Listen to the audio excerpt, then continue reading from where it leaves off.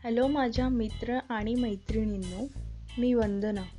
तुम्हाला माहिती आहे का, लोकांना एक गैरसमज असतो आणि त्याच्यामुळे ती आपली ध्येय पूर्ण करण्याआधीच मध्येच सोडतात. आणि तो गैरसमज हा आहे की आपण जर खूप मेहनत केली तर त्या कामामध्ये चांगले आणि उत्तम आणि सर्वोत्तम होऊ शकतो. मलाही लहानपणीपासून हे सांगितलेले आणि मला खात्री आहे की तुम्हालाही हे सांगितलेले असणार. पण या पॉइंट ऑफ व्ह्यूने आपण जर एक ग्राफ बनवला तर तो लिनियर ग्राफ असेल, ज्यामध्ये एका बाजूला दिवस असतील जे वाढत जातील आणि दुसरीकडे आपले रिझल्ट्स असतील जे मेहनतीमुळे वाढत जातील. या गैरसमजाचे उदाहरण आपण चित्रपटांमध्ये बघत असतो, ज्यामध्ये एक हिरो असतो, त्याला एका टुर्नामेंटमध्ये भाग घ्यायचा असतो आणि काही कारणामुळे त्याच्याकडे प्रॅक्टिससाठी खूप कमी वेळ राहतो. पण तरीही तो मेहनतीने प्रॅक्टिस सुरू करतो आणि पहिल्या दिवशी त्याला काहीही नीट करता येत नाही, पण प्रॅक्टिस करता करता त्याला हळूहळू सगळे जमायला लागते. हे सगळे बघून आपणही मोटिवेट होतो आणि आपल्याला वाटते की थोड्याच वेळात आपणही खूप मेहनत करून काहीही अचीव करू शकतो. खरे आहे की आपण मेहनतीने हवे ते अचीव करू शकतो, पण अशा पद्धतीने आपल्याला हवे ते रिझल्ट केव्हाच मिळू शकत नाही, जसे मूवीमध्ये दाखवलेले असते. मी असे का म्हणते हे तुम्हाला पुढच्या सेगमेंटमध्ये समजावून सांगते.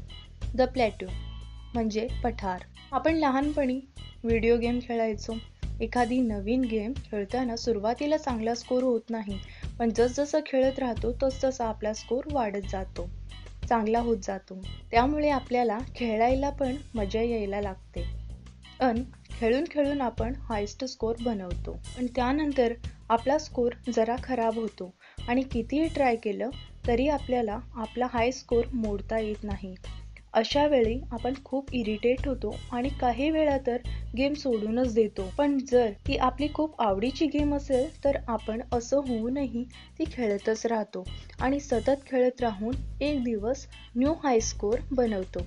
पण त्यानंतर पुन्हा आपला स्कोर कमी होत राहतो आणि परत तो हाय स्कोर आपल्याला मोडता येत नाही. खरं तर रिअल लाईफमध्ये आपली प्रगती ही अशीच होत असते.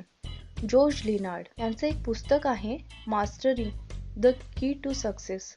याच्यामध्ये पण हेच सांगितलेले आहे. जेव्हा तुम्ही आपली ध्येय पूर्ण करण्यासाठी मेहनत करायला सुरुवात करता, मग ते कोणत्याही प्रकारचे असो, फायनान्शियल सक्सेससाठी बिझनेस करणं, जिमला जाऊन बॉडी बनवणं, गिटार शिकणं किंवा स्पोर्ट्स शिकणं, तेव्हा तुमच्या प्रोग्रेसचा जो ग्राफ असेल ना, तो लिनियर नसेल, तो त्या गेमच्या ग्राफसारखा असेल, ज्यामध्ये रिझल्ट मिळायला थोडा वेळ लागेल, कारण तुमच्या मेंदू आणि शरीर त्या गोष्टी शिकत असतात. जर तुम्ही कन्सिस्टंट असाल तर थोड्याच दिवसात तुम्हाला बस्ट ऑफ प्रोग्रेस दिसेल. सुरुवातीला लोकांना यामुळे काही प्रॉब्लेम होत नाही, कारण सर्वांना माहीत असते की सहज काही मिळत नाही. सो लोक सुरुवातीला मेहनत करताना पुढे मागे बघत नाही.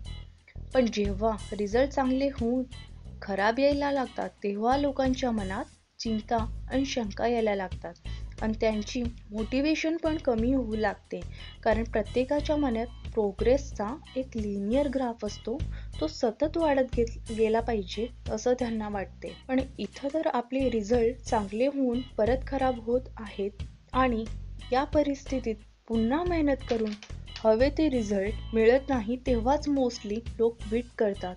त्यांना वाटते की ती गोष्ट त्यांच्यासाठी नाही, पण खरं तर असं होणं नॉर्मल आहे. जेव्हा तुम्ही एखाद्या गोष्टीमध्ये मास्टरी मिळवण्यासाठी मेहनत कराल, तेव्हा तुम्ही तुमचा मॅक्सिमम टाइम हा त्या प्लॅटूवर घालवणार आहात. पण या गोष्टीमुळे तुम्ही निराश होऊ नका, कारण तुम्ही जेव्हा हार न मानता कन्सिस्टन्सी दाखवाल, तेव्हा तुम्ही पुढच्या प्लॅटूवर, त्याच्या पुढे आणि त्याच्याही पुढच्या प्लॅटूवर जाणार आहात.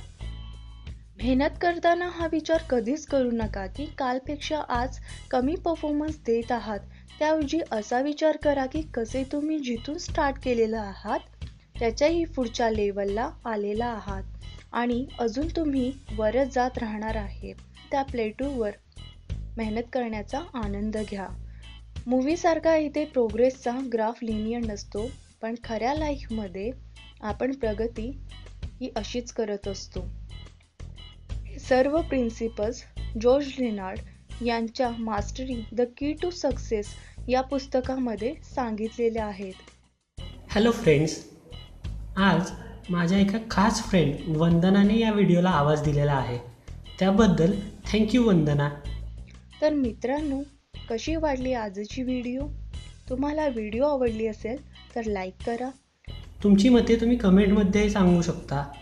शेअर करा तुमच्या फ्रेंड्ससोबत जे कामामध्ये फेल झाल्यामुळे डिप्रेस्ड आहेत. हो, त्यांच्या आयुष्यात या व्हिडिओमुळे थोडाफार फरक पडेल. आणि सबस्क्राईब करा, कारण आम्ही अजून चांगल्या पुस्तकांवर व्हिडिओ बनवणार आहोत. आणि सगळ्यात शेवटी थँक्यू.